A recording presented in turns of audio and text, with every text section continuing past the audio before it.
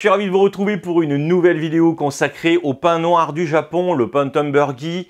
Rappelez-vous, celui-ci m'a été envoyé par la pépinière Mistral Bonsai. Aujourd'hui, on va faire le point sur l'état de santé de cet arbre et puis surtout, on va appliquer une technique particulière pour le faire bourgeonner en arrière. Grâce à la magie de la vidéo, on aura le résultat de cette technique puisque je vais commencer le travail au mois de mai et puis je filmerai un petit peu plus tard le résultat de cette technique. Avant d'aller plus loin dans cette vidéo, je vous invite à rejoindre le Nejiken Club en cliquant sur le bouton rejoindre juste à côté du bouton abonner. Vous aurez plein d'avantages.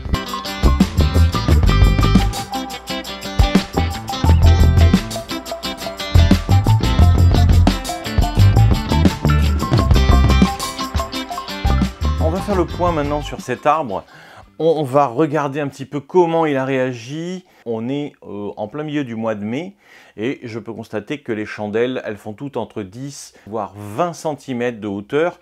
Donc c'est un arbre qui a bien réagi au travail que j'ai effectué l'an passé. Je précise tout de suite que j'ai enlevé la ligature sur l'ensemble de l'arbre. On peut constater qu'il y a des chandelles qui sont à l'intérieur de l'arbre, par exemple ici, ici ou encore plus ici.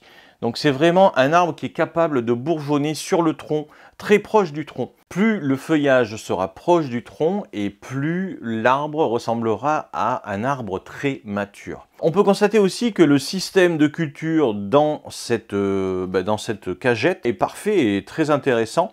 Alors bien sûr, esthétiquement, c'est pas très joli dans le jardin, mais au moins on est sûr que ça marche puisque l'arbre, lui, continue de pousser sans problème. On peut regarder un petit peu dessous en faisant attention. Le gros avantage de ce bac de culture, c'est que lorsque la racine sort, bon, bien sûr, dessous, elle se développe un petit peu, mais en dessus, on peut voir qu'elle ne sort pas du bac puisqu'elle sèche et donc d'autres racines se développent au niveau du nébari. Je n'ai pas d'urgence pour rempoter cet arbre pour l'instant, vu que je peux le cultiver parfaitement bien dans ce bac de culture. Si vous n'êtes pas équipé avec une poterie, parce que vous n'avez pas le budget encore, vous pouvez attendre. Vous êtes sûr que dans ce bac de culture, vous n'aurez aucun problème pour faire pousser votre arbre. La technique que je vous présente aujourd'hui, elle est très simple, vous la connaissez certainement, c'est la technique du mekiri, mais que l'on va appliquer sur le pain noir. L'objectif de cette technique, c'est de faire bourgeonner au minimum l'arbre sur la coupe. Nous allons enlever l'ensemble des chandelles que vous voyez sur cet arbre, c'est-à-dire la partie nouvelle qui est apparue cette année, qui a poussé fortement, comme on peut le voir ici ou ici, et on va attendre de l'arbre qu'il bourgeonne au minimum sur la pointe de la coupe. Mais ce qu'on attend bien sûr du pain noir, c'est qu'il bourgeonne en arrière, parce qu'il a une faculté, cet arbre, de pousser sur le bois. On va rapprocher comme ça, bien sûr, l'ensemble des bourgeons, l'ensemble des pousses, vers les branches et vers le tronc. Pourquoi? Pour avoir cet effet de vieillissement, cet effet aussi de compactage. On va limiter bien sûr l'allongement de cet arbre parce que si on laissait l'arbre pousser de 10 à 20 cm chaque année, on aurait des agrandissements de 10 à 20 cm de part et d'autre, donc ça ferait presque 30 à 40 cm d'envergure à chaque fois. Il serait de plus en plus grand et il ne ressemblerait plus finalement à un bonsaï. On va rajouter à cette technique le désaiguillage, c'est-à-dire que en plus, on va enlever une partie des aiguilles de cet arbre, on va le faire au ciseau pour favoriser l'entrée du soleil, l'entrée de la lumière à l'intérieur de toute la structure de l'arbre. Donc les deux techniques cumulées, la technique du mekiri, c'est-à-dire l'ablation totale de la chandelle, plus le désaiguillage, vont encore plus favoriser le développement de ces bourgeons qu'on attend avec impatience, qui vont permettre bien sûr de compacter encore plus l'arbre. Quels sont les risques de cette technique? Sur le pain noir, en fait, il n'y en a pas vraiment, puisque c'est un arbre qui est très très fort et qui permet de faire 2 pousses dans l'année. C'est-à-dire que lorsque l'on va enlever les premières chandelles qui sont apparues sur cet arbre, quelques mois plus tard, normalement, on devrait avoir une deuxième pousse qui va apparaître et qui va bien sûr engendrer de nouvelles aiguilles. Donc on va gagner bien sûr en grandeur, on va gagner en compacité et puis surtout on va gagner en maturité pour notre arbre. On va commencer le travail, on va appliquer cette technique par exemple ici. On a donc les anciennes aiguilles de l'année dernière et puis on a le développement de cette chandelle cette année. On va, nous, avec la paire de ciseaux, enlever cette chandelle au ras des anciennes aiguilles qui sont présentes ici encore. On voit bien la chandelle. Le nouveau départ, ici, on va couper au ras et enlever la chandelle totale. Sur les branches basses, je ne vais pas couper plus loin sur la partie lignifiée, sur la partie qui est toute neuve, la partie récente. Mais on va voir que pour certaines branches, par exemple qui sont trop puissantes, je vais pouvoir aussi revenir légèrement en arrière sur la partie lignifiée qui se situe juste derrière la chandelle. À chaque fois que je vais voir une grande chandelle, soit je vais la retirer au niveau de la base de la chandelle, soit je vais la retirer. Vous voyez, celle-ci est très puissante. Et puis ici, il y en a une deuxième. Je vais me reculer un petit peu plus et je vais enlever environ 5 à 10 paires d'aiguilles en dessous de la partie nouvelle qui vient d'apparaître. Je vais placer mon ciseau environ juste en dessous à 1 ou 2 cm. Des choses que l'on va appliquer et qu'on va généraliser sur l'ensemble de l'arbre. Je refais la même chose ici parce qu'elle est assez puissante. Et je retire une partie des aiguilles un petit peu plus anciennes de l'année dernière. Ne le faites pas à la main, il ne faut pas arracher, il faut vraiment couper net pour que ce soit le plus efficace possible. Alors, c'est une technique qui va se faire assez rapidement une fois qu'on a compris le système. Pour certaines chandelles, on va de suite voir qu'elles sont trop puissantes. Quand elles sont accompagnées de 2 ou 3 chandelles, on n'hésite pas, on peut couper. Et pour d'autres chandelles qui sont un peu plus faibles, on va rester sur vraiment la base de la nouvelle chandelle. Voilà, et on va voir de suite un effet de compactage de notre arbre. Alors il ne faut pas qu'il en reste, je sais bien que certains d'entre vous, vous allez vous dire mais oui, mais si certaines branches, j'ai envie qu'elles s'allongent et tout. Si vous faites cette technique, il faut l'appliquer absolument partout pour surtout répartir les énergies, puisque l'arbre sinon il va se développer fortement sur la partie que vous n'aurez pas coupée. Même des petites chandelles en arrière, on va couper. Ces chandelles qui sont hautes là, elles sont très puissantes, donc là j'hésite pas, j'enlève 10 paires d'aiguilles minimum. Je le fais comme ça, je compte pas les aiguilles, je coupe juste derrière. Je sais que de toute façon, je vais avoir du bourgeonnement en arrière. Les chandelles en intérieur sont un peu plus faibles, je les enlève également. Ici on a une chandelle très puissante, j'hésite pas, j'enlève 20 paires d'aiguilles facile, plus 2 chandelles petites et une énorme. Voilà, je suis bien revenu en arrière. J'attaque la tête de l'arbre, qui est très forte, très puissante. Là, je peux me permettre de vraiment revenir presque en arrière. Voilà, des petites chandelles, là, je vais à la base. C'est une technique que vous allez appliquer en plein milieu du mois de mai. Alors, il va falloir l'adapter en fonction de votre situation géographique. C'est vraiment l'arbre qui va vous le dire. Donc, lorsque vous avez les chandelles qui commencent à s'ouvrir, puisque c'est à ce moment-là, on voit les aiguilles se former, c'est un travail qu'il ne faut pas trop non plus tarder de faire, puisque si vous êtes dans une période un peu trop tardive, par exemple à la fin du mois de juin, l'arbre aura des difficultés à bourgeonner de nouveau en arrière, il n'aura pas le temps surtout de le faire, et on n'aura pas une deuxième pousse super bien développée. C'est pour ça que je la fais principalement au mois de mai. Ça laisse à l'arbre un mois et demi supplémentaire sur la pousse pour se développer correctement. J'avais essayé de le faire fin juin, la première fois que j'avais fait cette technique, et je trouvais que le résultat était relativement médiocre. J'ai fait le tour concernant l'ensemble des chandelles. Il est possible qu'il en reste une ou deux, mais de toute façon, je reviendrai dessus. Maintenant, je vais pouvoir passer à la deuxième étape, la technique du désaiguillage. Sur les aiguilles du pin, on a toujours 3 étapes qui sont présentes. On a les aiguilles de l'année, ici c'était les chandelles, je viens de les enlever. On a la présence des aiguilles de l'an passé, elles sont ici, elles sont bien vivaces, elles sont bien vertes, on les voit. Et puis surtout, on a la présence des aiguilles de l'année d'avant, c'est-à-dire d'il y a 2 ans.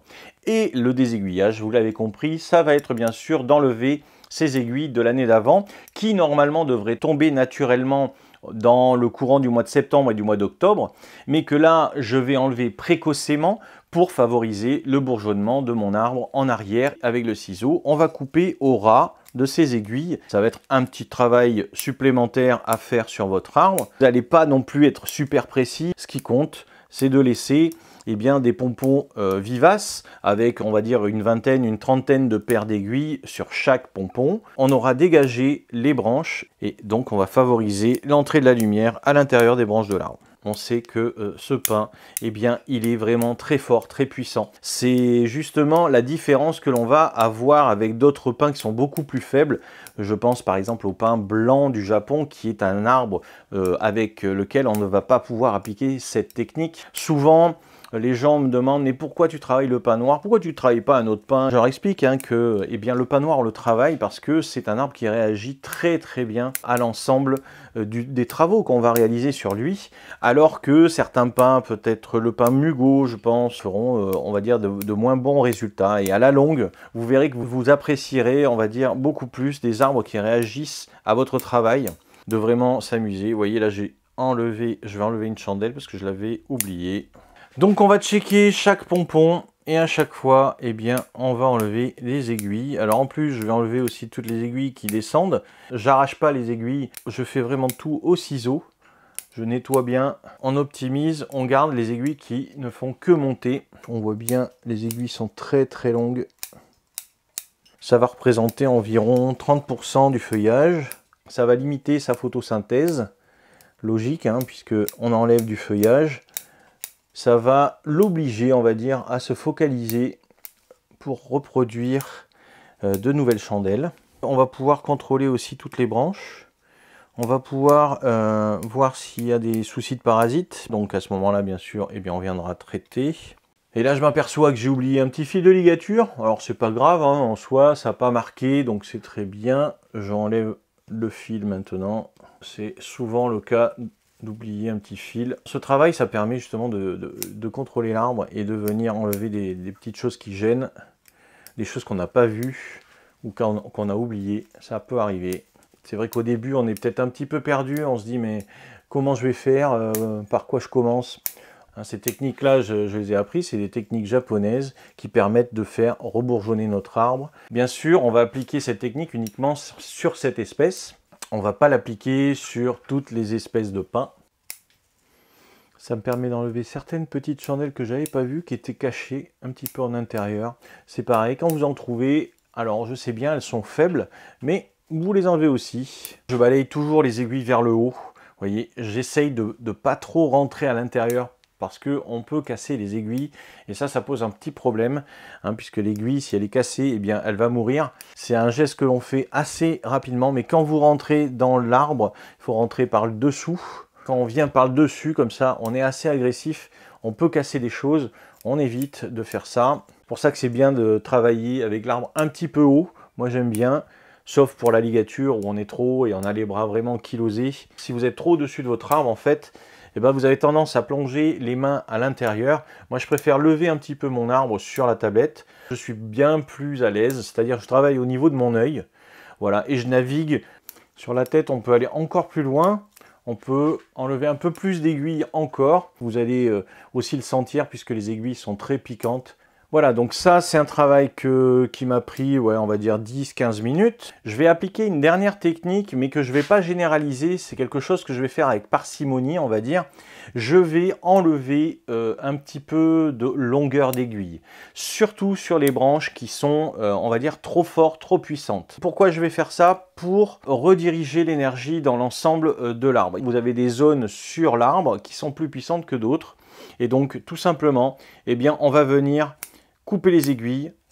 Alors, on ne va pas le faire énormément et on ne va pas le faire partout. Par exemple, ici, je trouvais que c'était une masse un peu trop importante. Alors, je vais enlever, on va dire, l'équivalent d'un tiers. On limite comme ça l'effet de la photosynthèse. On limite la puissance de l'arbre. On va dire que c'est un jeu subtil de transmission d'énergie dans notre arbre. Alors, je prends les aiguilles par le dessous, vous voyez, et je viens niveler. Sur la pointe des aiguilles, qu'est-ce qui va se passer? Eh bien, ça va noircir un petit peu, mais c'est pas grave. On est en période de culture sur notre arbre. J'ai pratiqué le mekiri, c'est-à-dire l'ablation totale des chandelles sur ce pin noir. Comme vous avez pu le constater, j'ai également fait le travail de désaiguillage et vous avez pu voir que j'ai aussi un petit peu tailler certaines aiguilles, vraiment limiter leur longueur pour limiter justement la photosynthèse et aussi répartir l'énergie sur l'ensemble de mon arbre. Toutes ces techniques cumulées vont permettre à la fois la lumière de rentrer à l'intérieur de la structure de mon arbre, de le faire bourgeonner en arrière et d'avoir une nouvelle pousse dans l'année qui va me permettre de densifier encore plus mon arbre. On va donc se retrouver dans quelques semaines pour voir les résultats de cette technique que l'on vient de faire. On se retrouve 5 mois plus tard, au mois de septembre, pour constater l'évolution de cet arbre, de ce pin noir sur lequel j'ai pratiqué le mekiri.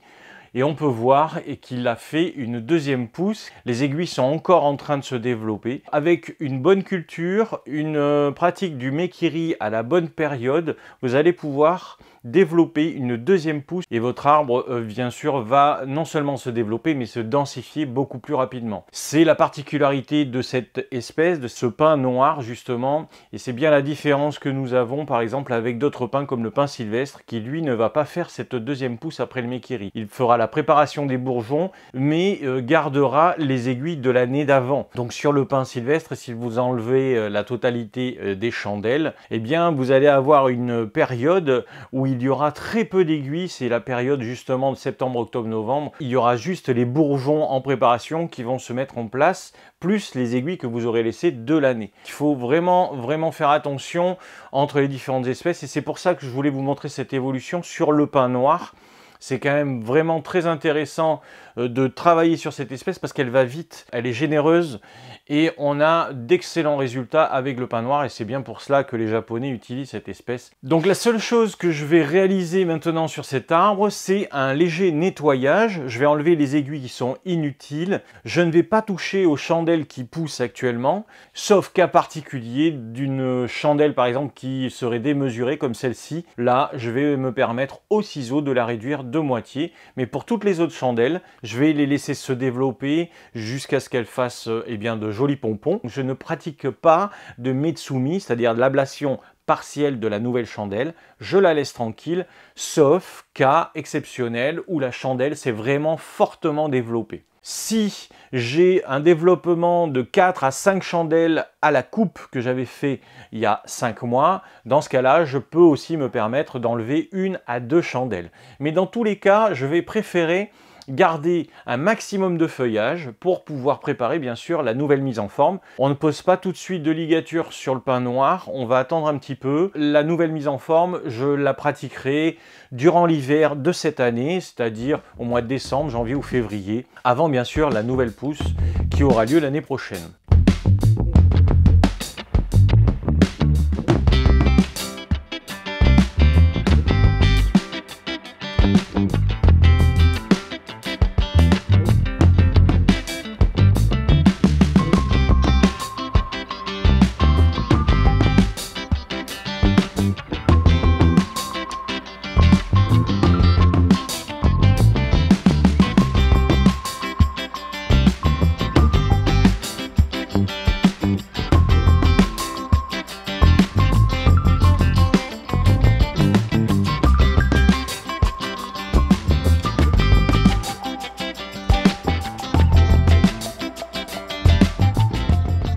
Donc maintenant avec ma paire de ciseaux, eh bien, je vais enlever toutes les aiguilles qui sont situées sous l'arbre, les anciennes bien sûr, je ne touche pas aux nouvelles chandelles, ce qui va souligner tout de suite toutes les branches, dégager toutes les nouvelles petites pousses, ça va encore favoriser le développement des chandelles. À certains endroits, on peut voir des développements de nouveaux bourgeons ici, et cette intervention, eh bien, on le fera tous les ans. Alors c'est pas totalement un désaiguillage hein, puisque je vais laisser quand même pas mal d'aiguilles. Je prépare en fait mon arbre pour la prochaine mise en forme.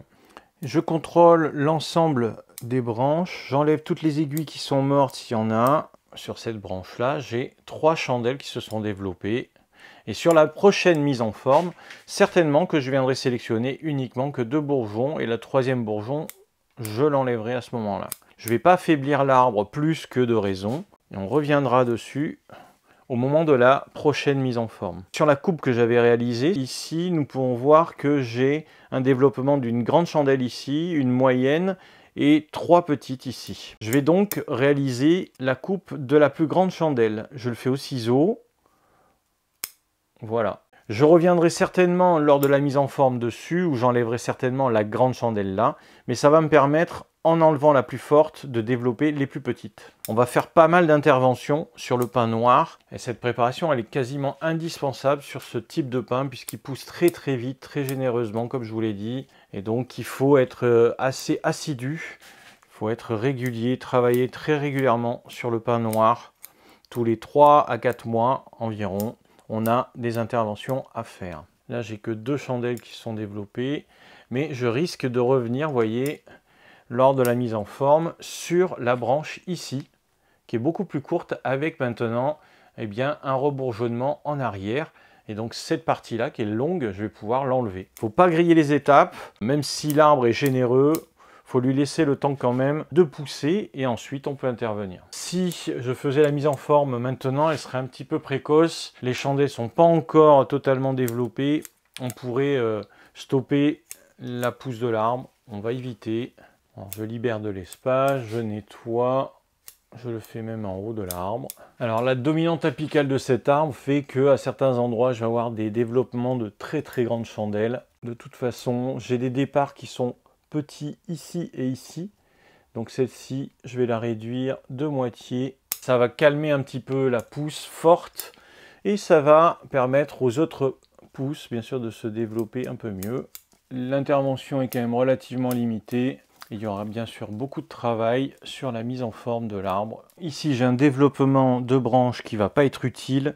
C'est pas la peine de garder ça. Ça permettra de donner un peu plus d'énergie aux branches qui sont au-dessus. Voilà le résultat du travail du mois de septembre. Donc un contrôle de l'ensemble des nouvelles chandelles qui se sont développées.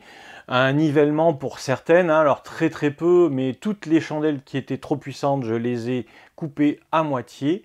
Mais pour les autres, je les ai laissées intactes. J'ai juste nettoyé un petit peu les branches pour enlever les aiguilles qui sont mal situées, surtout celles qui sont situées sous les branches. On constate également que l'ensemble des branches est en train de repartir vers le haut. C'est un état naturel, on va dire, de l'arbre. Et donc, la prochaine mise en forme qui aura lieu pendant l'hiver, eh bien, permettra justement d'abaisser de nouveau toutes les branches et de construire l'arbre correctement. Ce que je voulais vous montrer, c'était vraiment la technique du mekiri sur le pain noir. Le résultat de cette technique, c'est bien sûr la densification qu'on obtient aujourd'hui. Voilà, j'espère que cette vidéo vous a plu. Surtout, n'hésitez pas, laissez-moi un petit commentaire, des questions, comme d'habitude, je vous réponds. Vous pouvez faire un petit tour dans la description de la vidéo, vous avez plein de liens utiles. Et si vous avez envie d'aller plus loin, vous pouvez rejoindre le Nejikan Club en cliquant sur le bouton rejoindre juste à côté du bouton abonner. Vous aurez plein d'avantages comme un direct par mois, des fichiers PDF et plein d'autres surprises.